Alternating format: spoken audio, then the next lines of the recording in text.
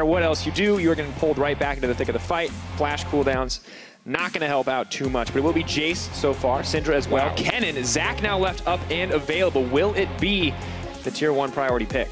Now I wonder, Ninjas, they have to have a plan, because there was no way the Misfits were not going to first pick that Zach, so they have to have some kind of counter prepared. With Thresh gone, you have to imagine that Lulu becomes a higher priority.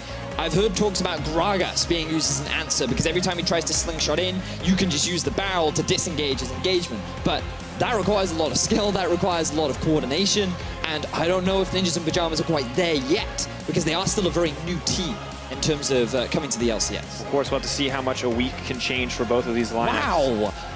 No Lulu, because this is going to be a Zach Lulu now for Misfits, which is extremely strong.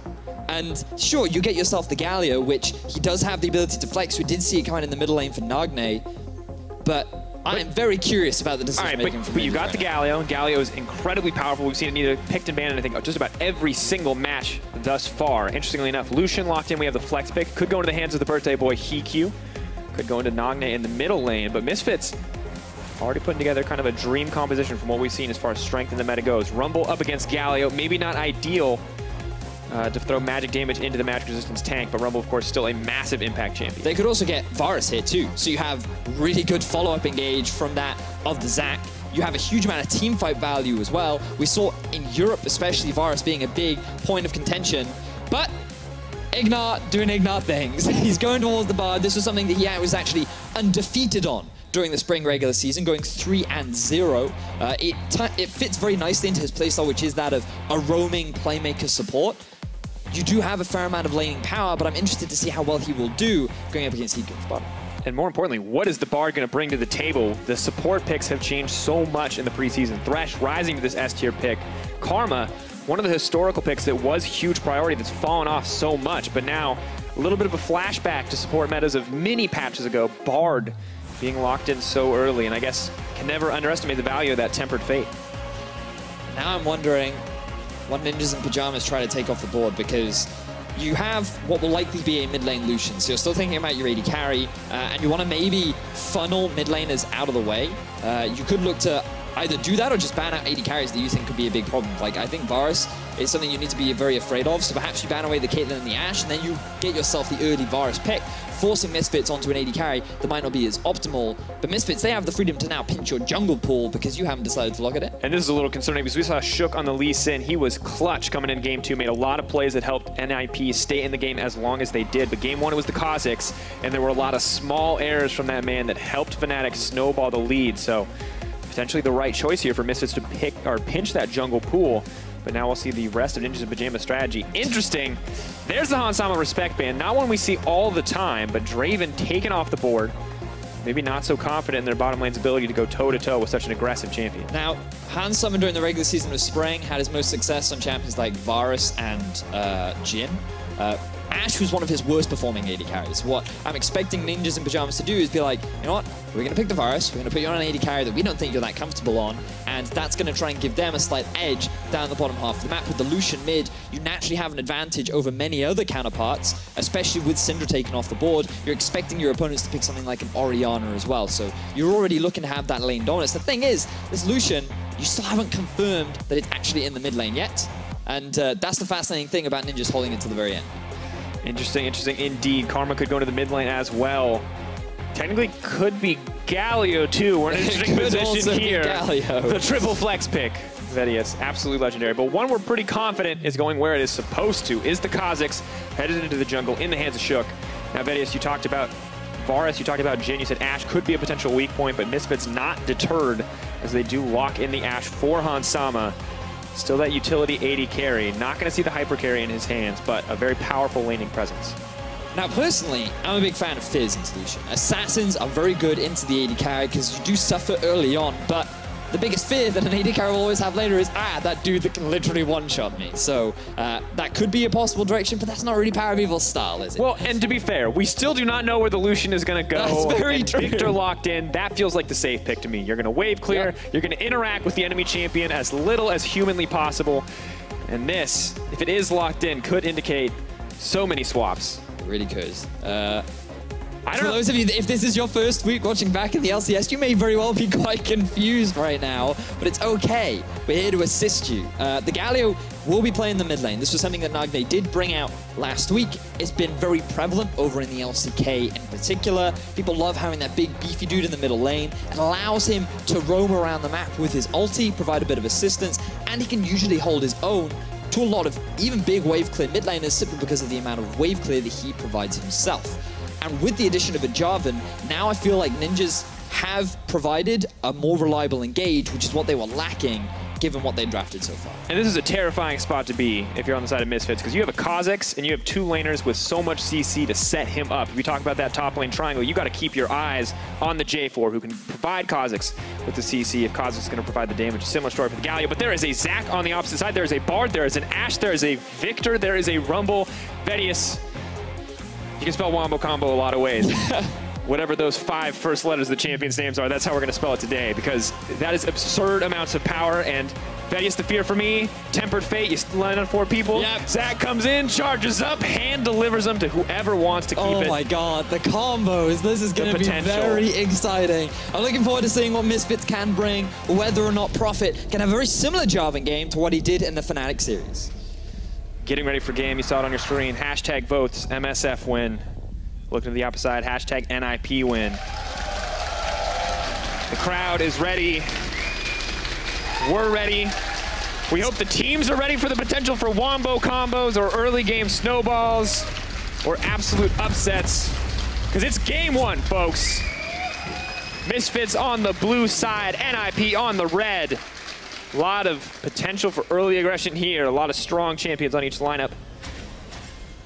And it's time to bounce. Get jiggy with it. So let's look at these compositions because it is very fascinating what we've got from Misfits. Very team fight focused. When you have Viktor and Rumble, you're naturally looking at being able to group up and force these fights. When you have a Zac and a Bard and an Ashe, it's very easy to force those kind of fights.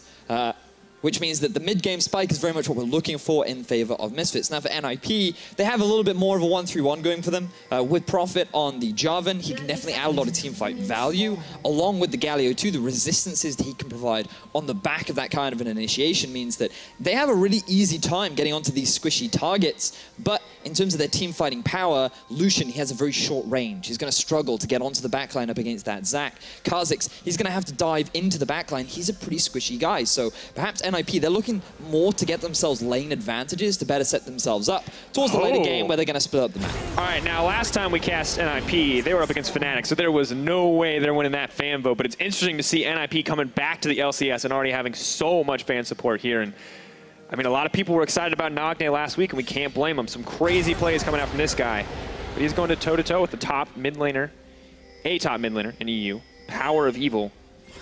But sadly, not the most explosive matchup. There's no LeBlancs here. There's no crazy counter picks. It's just a bit of farming, bit of pushing. You are quite right. The mid lane matchup is very much Viktor presses E, Galio presses Q, and then they leave.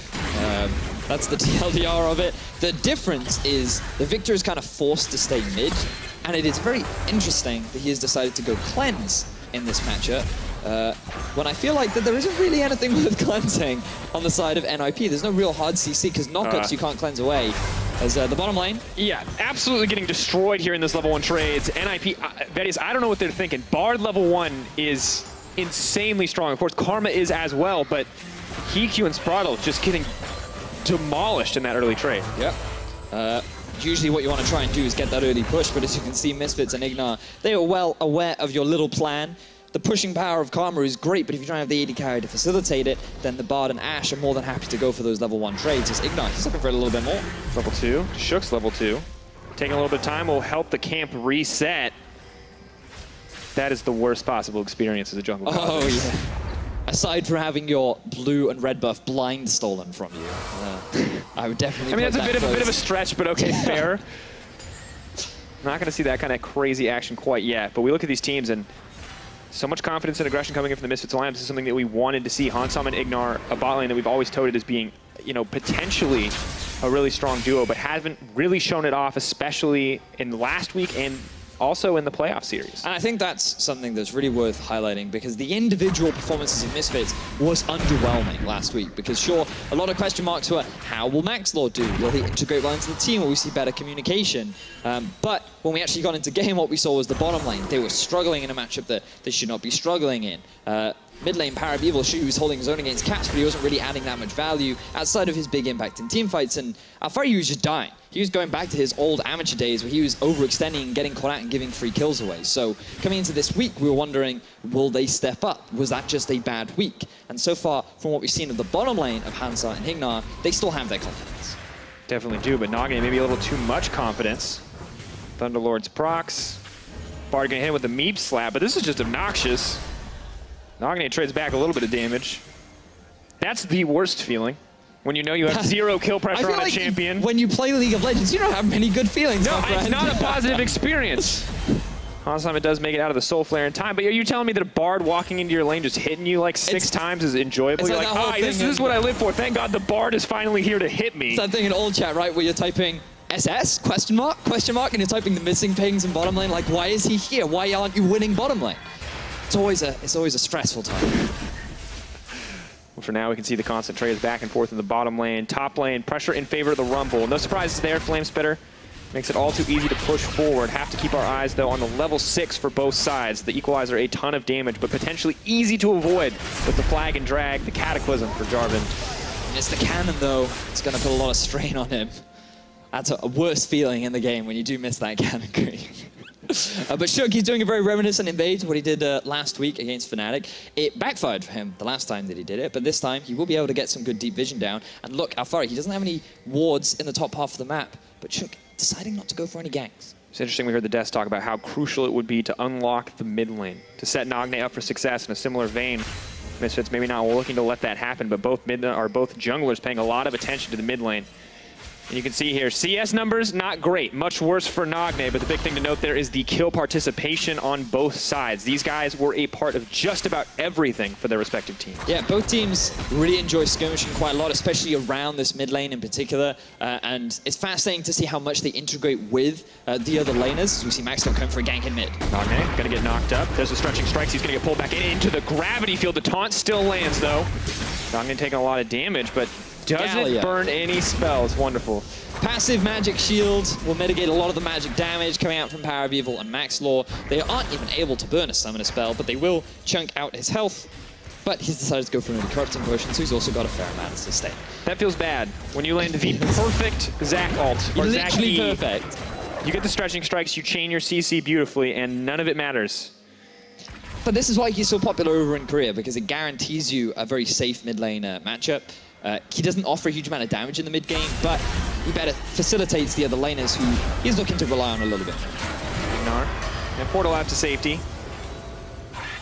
For now, the bottom lane actually going pretty even after the early poor trades that came in from the side of NIP. Potentially the Vampiric Scepter helping out there for HeaQ.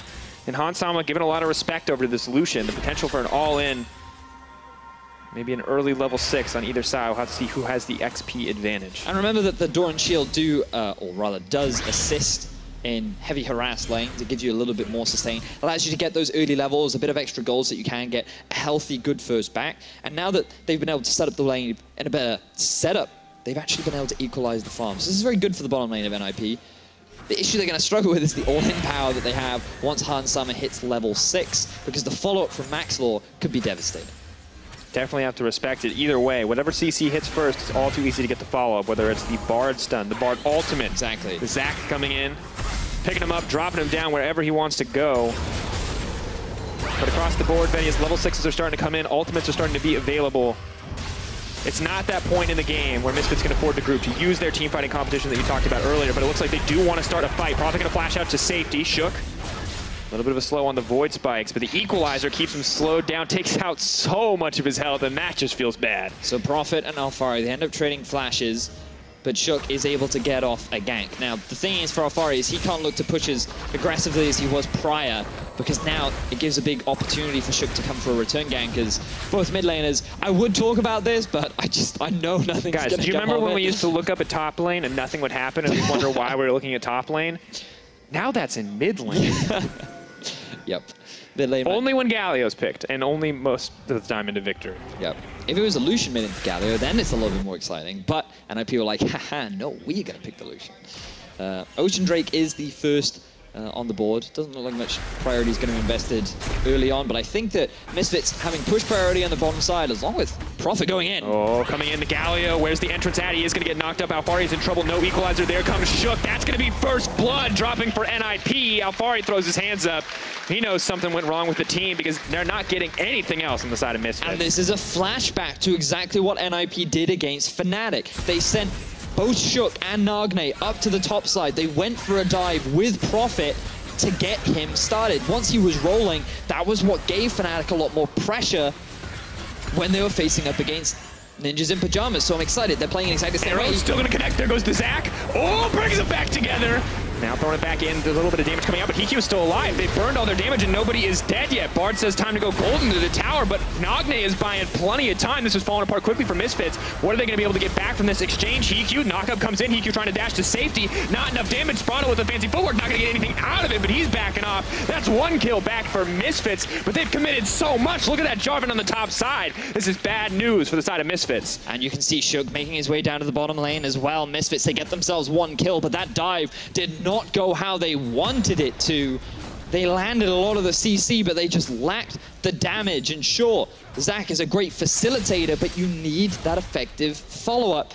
And when they went for that dive, they did not get it. So NIP, yes, they end up losing a member. Yes, their AD carry will fall behind a little bit, but Prophet is going to gain so much back in the top half of the map. And the CS finally balancing out for the Jarvan. Was at such a deficit in the early game. Now happy to find a small lead here over Alphari.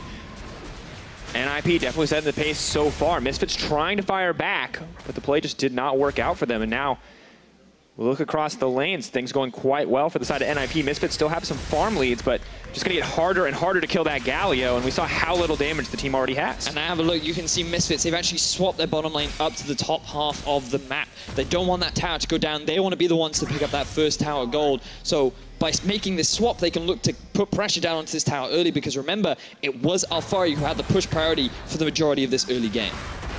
HeaQ has to leap out to safety, still spotted by the wards, doing his best to heal up with the Void Spikes. Sprattel throws down a bit of damage here. NIP doing their best to hold on to the jungle. Misfits have made a swap to the top side of the map. Lucian left all on his lonesome there on the bottom side, and that's the Rift Herald. Misfits putting a lot of priority onto this early objective. Only 11 minutes in, Maxlore going to look to solo it out. I think you can do it on Zac. You get a surprising amount of sustain. The cooldown on your W is reduced every time you pick up a blob. And look at the amount of control that Misfits have around this objective. NIP, they can't even walk near it because they only have vision to the entrances of their own jungle. And this will guarantee Misfits a very early tower. I do like the fact that NIP sent Lucian into the 1v1 against Rumble. He should more than happily be able to hold his own, especially after picking up that Cutlass. But it will mean that pressure is now on to NIP, because they're going to have to find some way of dealing with this Rift Tower, which is very likely going to come either in the top lane or in the mid. And we look at this series, pressure was already on for NIP. So many people had counted them out as a bottom team, doomed to just be another relegation-bound squad coming into the LCS, but surprising amounts of talent coming in from this roster. And as we look at this replay, you can see why they're starting to look like more of a force to be reckoned with. So HeaQ has no mana, he flashes in a straight line, but the knockup doesn't actually hit. And even though both bottom lane members of NIP get knocked up, a really good exhaust from Sprattel basically denies all the follow-up damage from Hand Summer. Nagne with the TP in, then makes Misfits scared to continue on with the dive, and a good gravity field here from PowerOfEvil will result in a kill onto Sprattel, but that was a really haphazard. It was so back and forth. All 5 members of Misfits were not in place to properly set it up. They didn't have the damage needed, and that allowed Prophet to just get all this free damage down to the top tower. Once again, that's part of the reason why the top tower is so low. NIP haven't broken down that tower yet, but if they get the opportunity, it should be good, easy for them to do it. And now for Misfits, this is a team we look at. Vedius, they've been slumping since kind of the end of last season. We haven't seen them take control in the way that they were known for. They used to dominate the early games. They used to have so many leads, and they used to find wins so consistently, but now every early game starts to feel like a little bit of a struggle. The impressive thing for Misfits back then was, if we looked at that same play from Misfits in spring, they not only would have gotten both kills, but they would have gotten a tower too, right? And that's just the difference that we're seeing in terms of their early game. Their ability to build leads was so impressive, and the way in which they were able to close out the games was impressive as well. Now moving forward, Rift Herald. Oops. Little awkward, little awkward. The classic I'm helping maneuver from the Rift Herald. Now will be free to move on to that tier 2, but Jarvan's just waiting in the brush course. The Rift Herald can be CC'd, so the Flag and Drag will work on it. No opportunity to Cataclysm, unfortunately. But we'll deal a decent amount of damage. Now it's Prophet who's in trouble. There comes the damage. Can they get the follow-up? It looks like yes is the answer, but Galio with the damage reduction. Korean brothers in arms, more than happy to stop that from going down. NIP responding nicely to the Misfits play.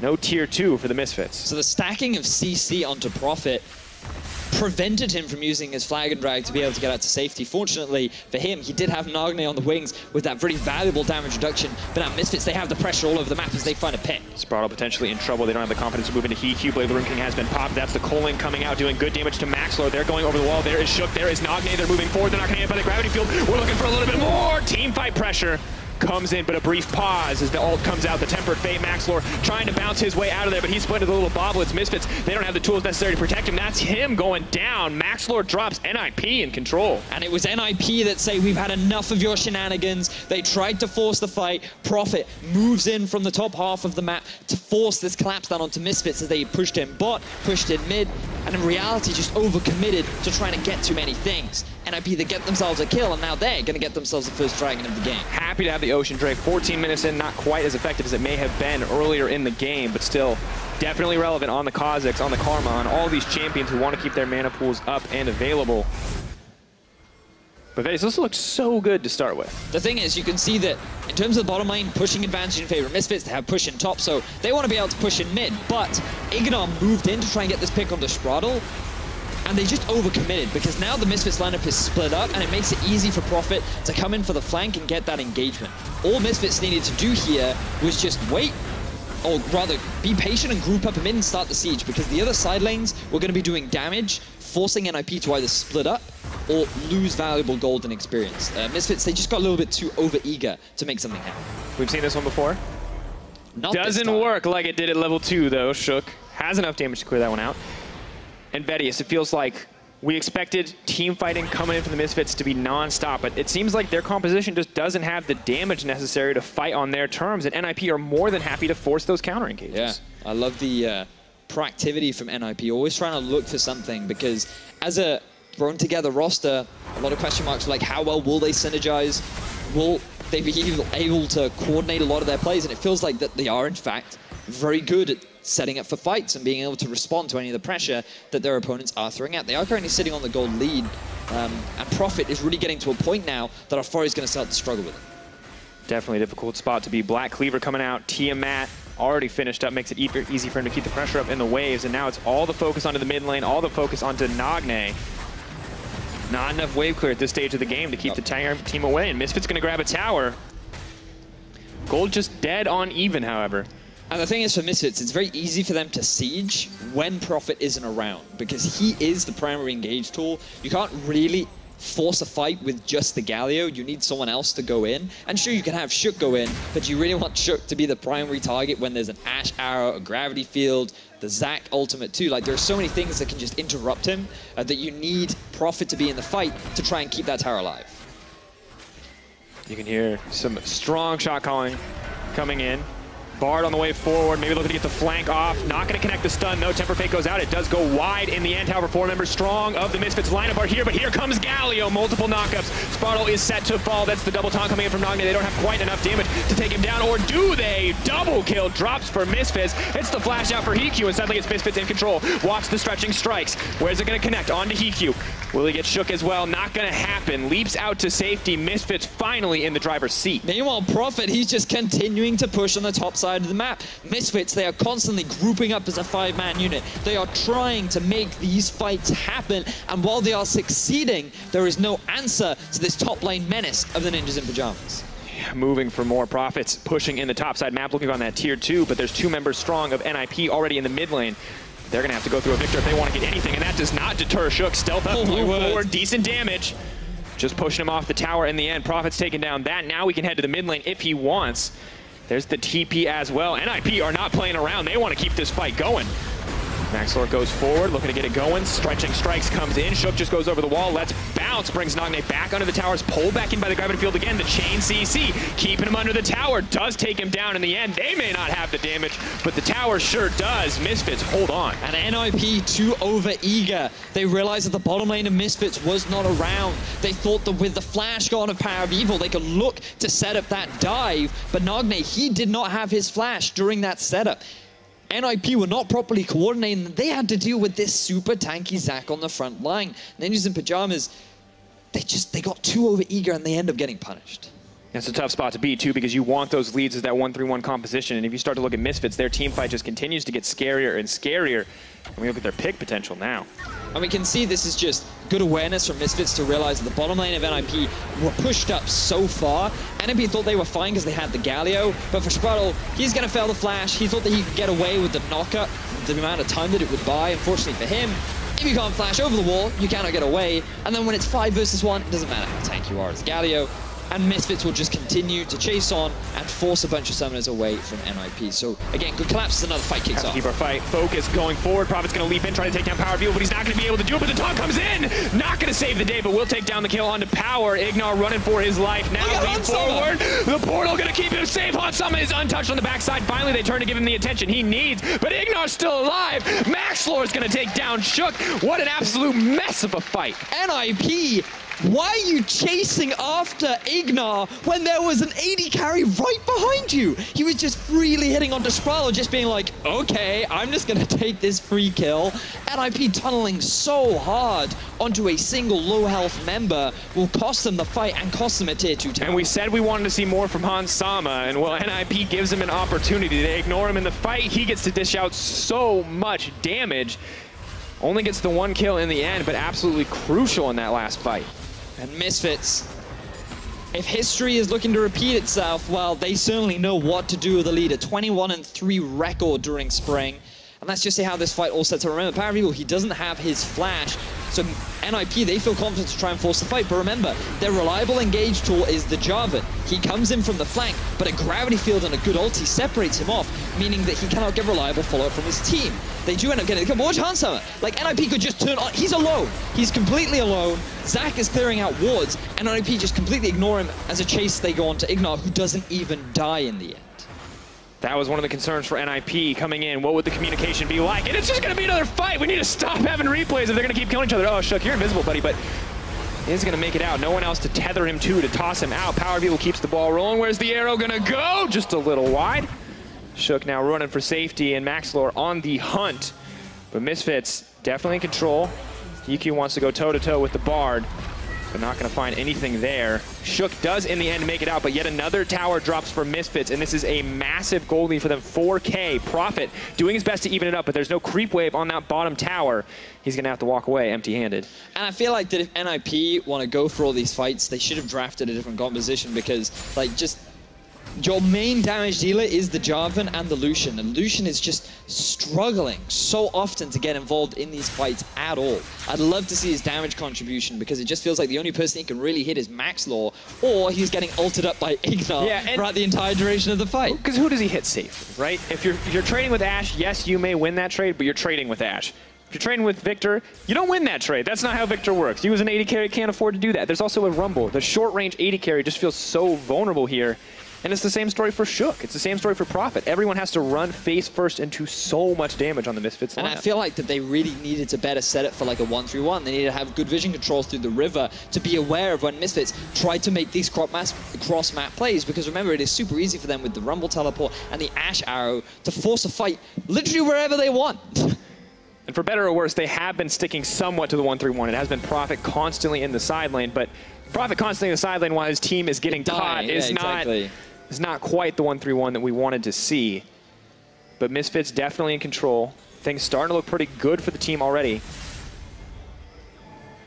And really, when we look at it, this is the coordination we wanted to see from Misfits, the communication we wanted to see. Everyone pulling the trigger at the same time, knowing when to go in, knowing when to go forward.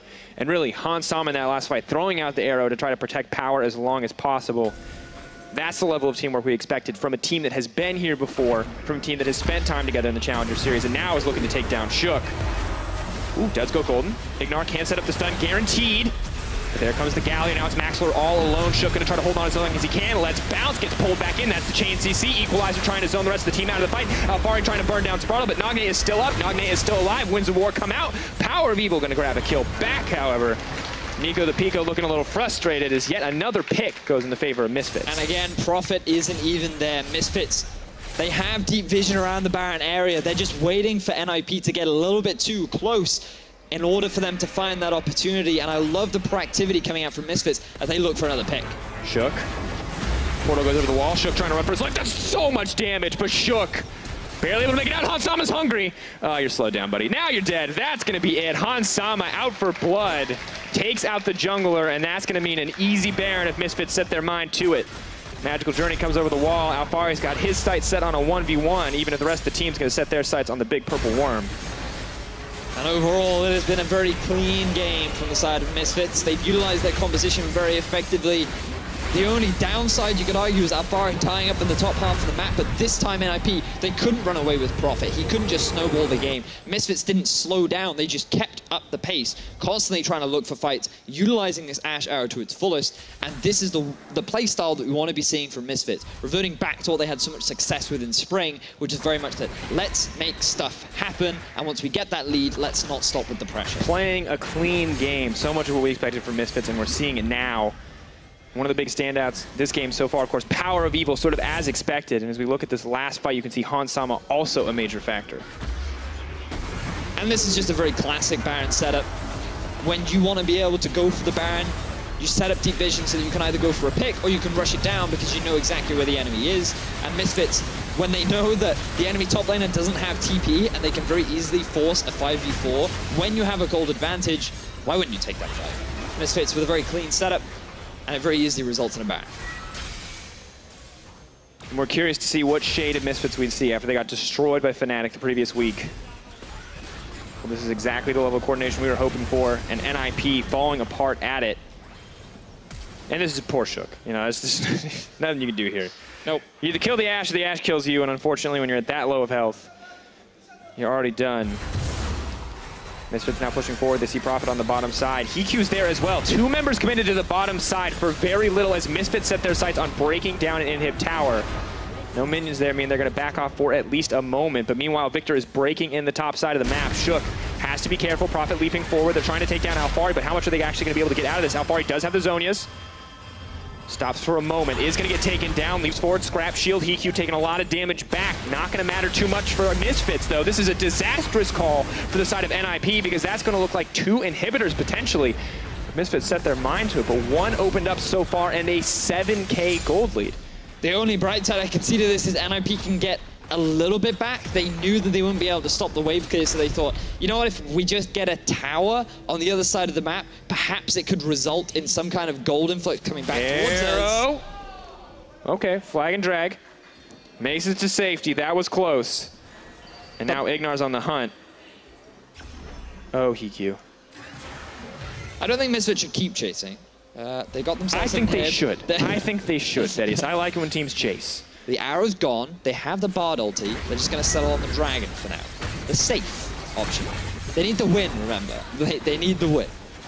Absolutely do. The question was, who's going to be at the bottom? And right now, it's looking like NIP, the way this first game has unfolded. A lot of these picks really not working out. Still seeing good moves coming in from Nagne, good moves coming in from Prophets, but just as many kind of sketchy decisions, risky decisions. And a lot of members of NIP getting caught out. Misfits more than happy to prey on it. And it looks like their draft was perfect for exactly what NIP wanted to try to do. I'm also not sure what NIP's answer was to this Zac, because his engagements haven't been stopped at all. Misfits have had the freedom to force so many fights, and it feels like NIP haven't been able to do anything about it other than use the Galio ulti to mitigate some of the engagement. But now we have a flanking TP from Prophet. Oh, time to see what Prophet can do. Nagne has the ult up and available as well. He's going to chill. He'll chill just for a minute, though. Waiting to back out, potentially in a position to get the fight going. Waiting for Misfits to overstay their welcome. Here we go. Spotted on the ward. Pulling comes in.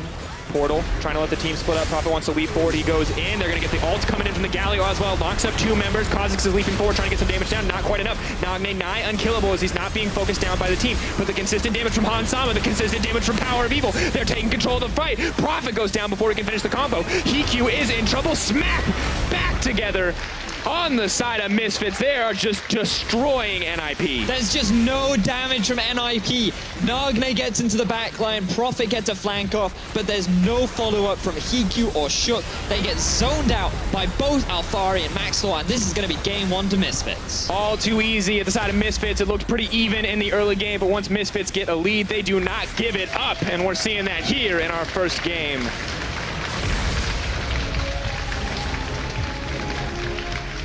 The GGs come out. It was a very clean Misfits take the 1-0 in the series. 10,000 gold lead in the end, and many successful team fights. Very impressive performance overall. But we have to backtrack. Like, this draft from NIP, just many a question mark. Why would you go for the early Lucian? Like, the Galio kind of makes sense against the Zac, because when he tries to engage, you then counter-engage with the Galio. But then, I feel like he would have been better suited up top lane. Put Nagne on something that he had a lot more success with last week. And I can see how this might work out if they get a lot of leads here, but Vedius, this is an awkward moment where you try to counter-engage and you look at the enemy team and you go, they have an equalizer. They have a Viktor. With every Viktor ability in his kit, they have an Ashe. If they engage on you and they haven't burned everything, they still counter-engage better than you do. You can't get cut in the Equalizer, the Chaos Storm. There's just not enough MR items in the game to stop these champions from doing damage. Even the Galio gets whittled down in so many of those fights. And for context, to be fair, the damage dealt by Lucian was still reasonable, but it was almost similar to that of Galio. And now Galio does hit pretty hard, but that's not really who you want to be your main carries, as Viktor was shredding through a number of the enemy team. Yeah, it's just a team fight power of Viktor. He's that free lane, he gets to farm up, Galio gets to farm up, but when you can't utilize the Galio to get leads, to reliably get those kills, it feels like it sort of just falls apart. And for Misfits, execution still needs a little bit of work. However, their communication seemed better, the fact that they're willing to make plays, the fact that they're set up around things like the Baron, there were a lot of good signs for Misfits. And after their week 1 performance, I think Misfits fans will be happy after what they've seen. Definitely ought to be. Well, Misfits Gaming want to get back to their early spring form and got a good start for the series. But for more on that, let's send it over to the analyst desk. Thank you very much. Yes, I mean, interesting start to the series. It felt like NIP came to fight.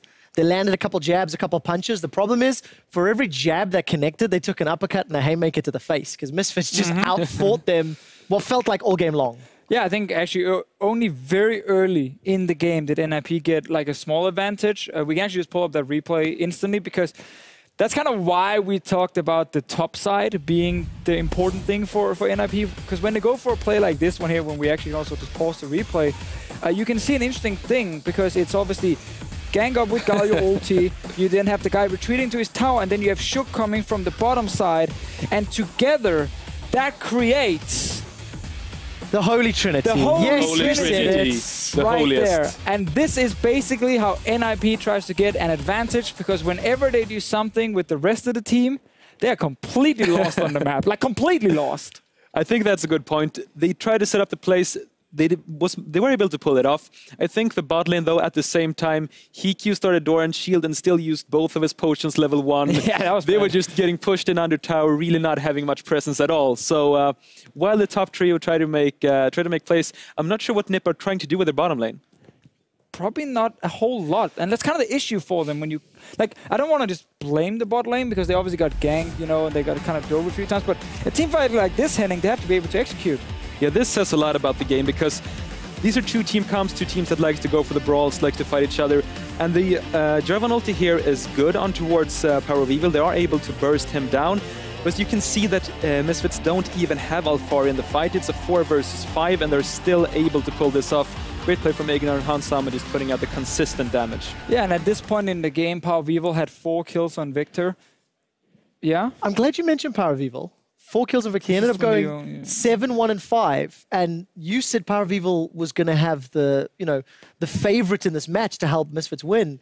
But you said Nagne could shut him down. What went wrong, Henning? Well, I think in a lane like this, Viktor versus Galio, it's just going to come down to the farming mainly. No one's going to go at each other and get a huge advantage early on in the laning phase. It's going to come down to who can contribute in the team fights. And while we saw flashes of brilliance from Nagne with the Galio ultis, they weren't quite on point. And I think the big difference was just the team fight execution, not the laning phase. Yeah, I agree 100%. Also because when you pick Galio mid, you kind of rely on some of the other members in your team to then become carries, which is really hard for NIP to kind of execute. And I think overall, there was just some questions with the draft. You know, like you take the Galio mid into the Viktor, so you give Viktor a free lane. You then pick the Jarvan against the Rumble, so Jarvan gets pushed early top lane. And you have the Lucian against Ashe bot lane, which is also a lane where you get pushed in. So basically every lane Lots of questions. And of course the jungler. How do you let Zach through? Yeah, for sure. If there's one champion that you're going to be watching on through the laning through the pick ban phase, it is going to be that Zac. And I'm not totally against leaving it up if you have a plan.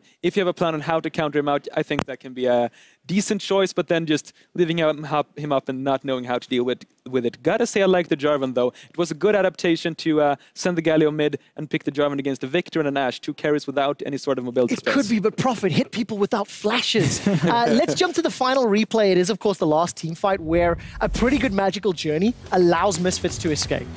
Yeah, I just love how it actually gives Hansama a way out, because he had no flash in this fight, and Prophet flanked him. So if Prophet waits at the end of the portal for him, well, he doesn't enter the fight. And if he then goes around the corner, as we saw earlier, well, then Hansama just takes the portal. And it actually means no one dies instantly, and Jarvan comms are always like shotgun comms, like a lot of burst damage up front. Once that burst damage is gone, you don't really have a lot of follow-up damage with this comp. Yeah, exactly. I think that Jarvan-Galio combo really worked out well. They were able to put down the CC on multiple people, but as you said, the Bard portal from IgNar led Hansama away from that fight, and the Ashe just being able to lay down the damage throughout the fight when NIP have been picking up magic resist instead of armor. That was crucial. Well, Henning, we're just about to go to an ad break. I'm going to give you the opportunity to change your vote. Do you think NIP can actually win a game, or is this 2-0 Misfits? There's no doubt in my mind, NIP will come back from this. Come on. I can't change my prediction. Right, I love that. I love that. Okay. Sticking with it. Okay. Misfits Gaming, they are looking for their first win in the summer split. We'll see if they can get it when we return.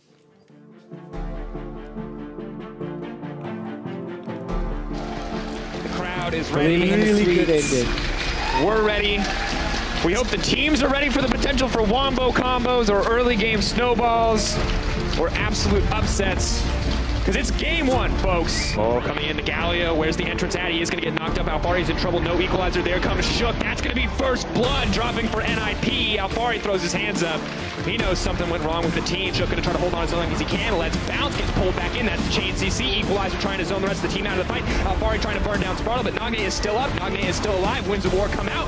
PowerOfEvil going to grab a kill. He gets zoned out by both Alphari and Maxlore. This is going to be game 1 to Misfits. All too easy at the side of Misfits. It looked pretty even in the early game, but once Misfits get a lead, they do not give it up, and we're seeing that here in our first game.